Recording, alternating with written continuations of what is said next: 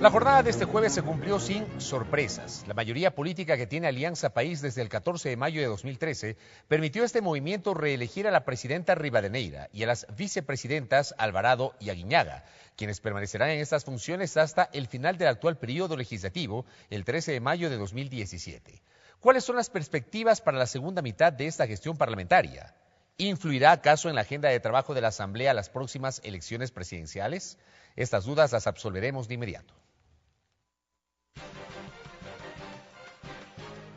Marcela Aguiñaga, abogada con especialización en Derecho Ambiental y Desarrollo Sostenible y Sustentable, ex ministra del Ambiente, segunda vicepresidenta de la Asamblea Nacional. Vicepresidenta, bienvenida a este espacio informativo TVL Noticias. Buenas tardes. Una primera impresión luego de esta ratificación en el cargo avalada por el Pleno de la Asamblea durante esta jornada.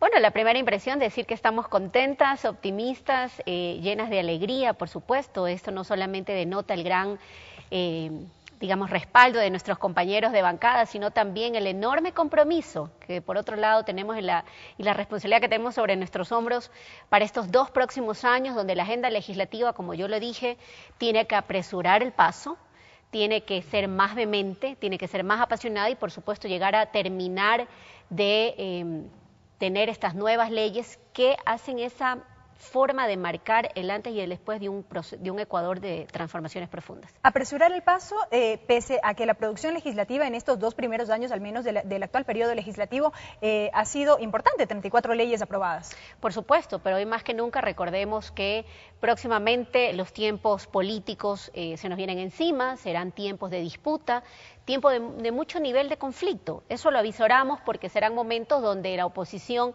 tratará, como usted ve, sacar todo de contexto, hacer imprecisiones, hacerse declaraciones de defensores de las libertades y las garantías ciudadanas. Por lo tanto, hoy más que nunca, todas esas leyes que representan el alcanzar la justicia social, representan el proceso de transformación en equidad, en oportunidades, bueno, requieren hoy más que nunca apresurar su tratamiento y por supuesto la profundización de su debate al interior, tanto de la Asamblea Nacional como con la ciudadanía. Justamente en base a ello, y yo en la presentación daba cuenta, y era una de las inquietudes que le quería formular a abogada Aguiñaga, ¿cómo influirá dentro de la agenda legislativa la proximidad de las elecciones? Porque está claro, este año 2015 estamos a puertas de culminar el primer semestre. Tienen ustedes los 6 meses posteriores para continuar con la socialización y culminar la socialización del proyecto de la enmienda constitucional. Y ya se nos viene 2016, en donde evidentemente ya se comenzarán a configurar las posibles precandidaturas de cara a los comicios de 2017. En base a aquello, y refrendando sus palabras, ¿cómo la agenda legislativa se va a dejar de alguna manera influir por toda esta vorágine que tiene que ver con la etapa preelectoral que está a la vuelta de la esquina? Faltan 2 años, pero parece poco, en política parece poco. Bueno, efectivamente no podemos dejar de mencionar que esto es un espacio político en el quehacer de la construcción de las leyes, pero adicionalmente a eso debemos cumplir con ese compromiso, ese plan de trabajo que hicimos cuando éramos candidatos, entre los cuales me parece que cubierto en forma mayoritaria, ese plan de trabajo que hemos presentado a la ciudadanía, por los cuales nos dieron el voto en las urnas. Pero, por ejemplo, todavía nos faltan leyes que tienen algún atraso importante y vienen siendo demandadas históricamente por la ciudadanía, por ejemplo, la Ley de Culturas. Esa es una deuda que todavía tenemos pendiente. Tiene que haber sido aprobada en 2009 y hasta la fecha no se aprueba. Y todavía tenemos un atraso importante. Por ejemplo, también las leyes que son consideradas para pagar la deuda en lo que nosotros hemos llamado la revolución del agro. En ese caso tenemos la Ley de Tierras, que ya tiene un avance bastante importante. Tenemos el proyecto de ley de agrobiodiversidad. Tenemos también para todo ese sector, en torno a aquellos que venimos en la defensa de los temas ambientales, cumplir también con lo que mandó la norma constitucional de ajustar esas leyes al mandato de los derechos de la naturaleza. Es decir, la agenda legislativa es enorme, es realmente amplia y usted lo que dijo es clave. En tiempos políticos también debemos medir todo eso, cumplir con esos ofrecimientos que hicimos en campaña, pero al mismo tiempo también saber que en tiempos políticos donde disputamos muchas cosas, porque ese es un momento de disputa, así como lo dijo la presidenta hoy día en su discurso, creo también pertinente decir que es el momento donde cualquier cosa se saca de contexto, cualquier cosa hace tratar o pretender la oposición hacer creer a algunos que va en detrimento de sus derechos, que vamos hacia la restricción de libertades y no en el aumento de libertades. Así que yo creo que son tiempos que se vuelven complejos, así que decir que la agenda hoy más que nunca tiene que apresurarse y con el trabajo de todos los legisladores podremos conseguirlo. ¿Y cómo avanzar precisamente hacia aquello, abogada? ¿Cómo avanzar hacia ese objetivo, toda vez que, como usted bien ha mencionado, existe una oposición que con sus planteamientos se ha pronunciado de distintas maneras, como ya lo hemos podido observar respecto del trabajo que se ha llevado adelante al interior de la Asamblea? Por ejemplo, se habla de esta dependencia, ellos lo han manifestado así, desde el Ejecutivo. Bueno, mire, yo creo que, digamos, la oposición tiene que jugar su propio rol, ¿no? Su rol es de oponerse, pero también debería ser una oposición inteligente. Es decir, en aquellas cosas que son reivindicaciones sociales que la ciudadanía viene pidiendo históricamente, me parece que si fuera una oposición inteligente deberían desprenderse de ese cartel de opositores por opositores y apoyar los temas que son justamente en pro de la mayor parte de los ecuatorianos. Así que en ese sentido es lamentable la oposición que tenemos. Usted ya ve cómo se comporta, cómo se manifiesta, qué hace.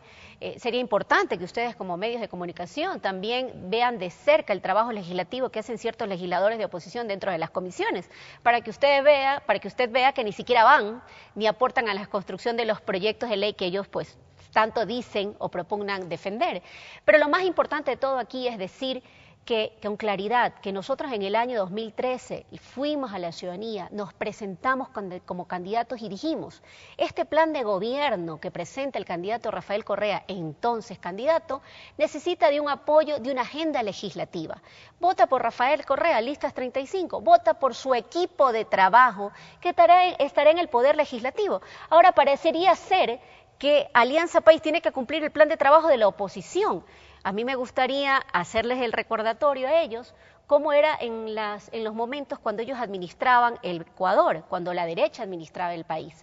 Así que nosotros más convencidos que nunca, más firmes que nunca, impulsaremos con todo furor, con toda pasión, como somos las mujeres, llevar adelante esa agenda legislativa de nuestro plan de trabajo, del plan de gobierno que actualmente gobierna el Ecuador y que está en plena ejecución y que es de las listas 35. Pero lo que se ha cuestionado, abogada Guiñaga, es que en función de aquello, y obviamente eso es legítimo, ustedes son mayoría en la Asamblea Nacional, son parte del mismo proyecto político que el señor presidente de la República, pero se cuestiona la supuesta falta de independencia y de autonomía de la función legislativa, y aquí una cifra. El Observatorio Legislativo, que es un colectivo ciudadano que hace seguimiento de las sesiones legislativas, asegura que de 10 proyectos de ley aprobados por la legislatura, 7 han sido enviados por el presidente de la República, 2 son de iniciativa legislativa y solo 1 de otras funciones del Estado. 7, que es el número mayoritario. 7 de cada 10 proyectos vienen del Ejecutivo y no hay una misma valoración respecto de la cantidad de proyectos que nacen desde aquí, desde la legislatura. ¿Qué responderán ante aquello? Bueno, a mí me parece que eso es una posición, me parece que un poco antagónica y al mismo tiempo no amplia de entender cómo se lleva adelante un proyecto político. Nosotros cuando propugnamos, y es importante recordar, en estos planes de trabajo que hicimos, establecimos cuáles eran nuestras leyes prioritarias.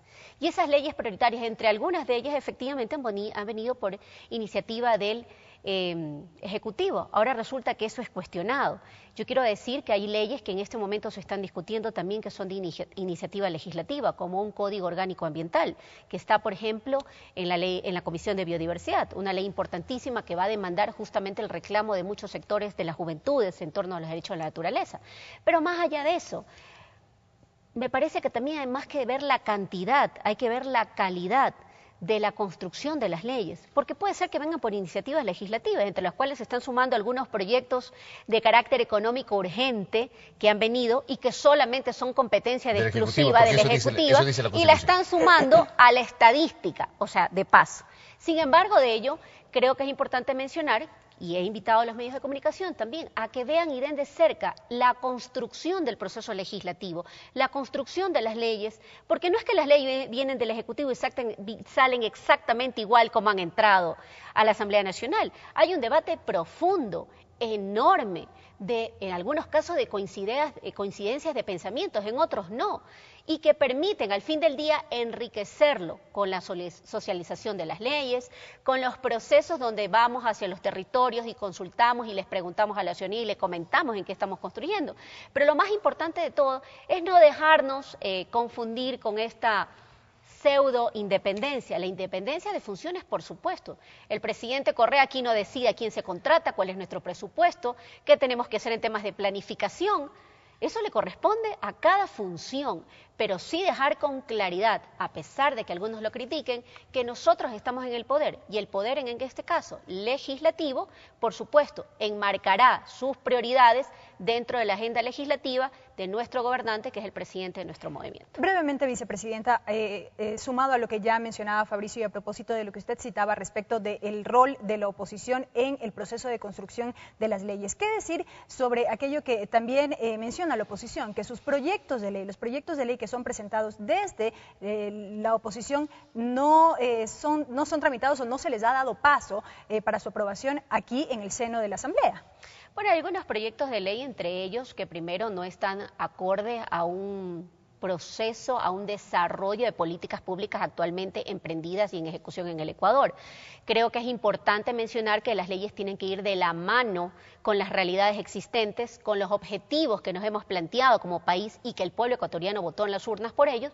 Por lo tanto, cualquier otro proyecto de ley, no importa aquí de dónde venga, creo que tiene que estar enmarcado en ese proceso. Nosotros como Consejo de Administración hemos calificado muchísimos proyectos que se han sumado a otros que están en construcción. Y le pongo un ejemplo, el Código Orgánico Integral Penal, cuando estaba en construcción, algunos legisladores de oposición presentaron sus propuestas y fueron calificados y fueron incorporados como insumos. Ahora pretender que la oposición crea que nosotros les vamos a dar los votos para que ellos saquen leyes que van por fuera de un proceso político que está en marcha, es bastante complicado. Para eso tienen que ganarlo en las urnas. Lo último, abogada, ¿qué van a hacer con el cuarto vocal del CAL que no se eligió el día de hoy?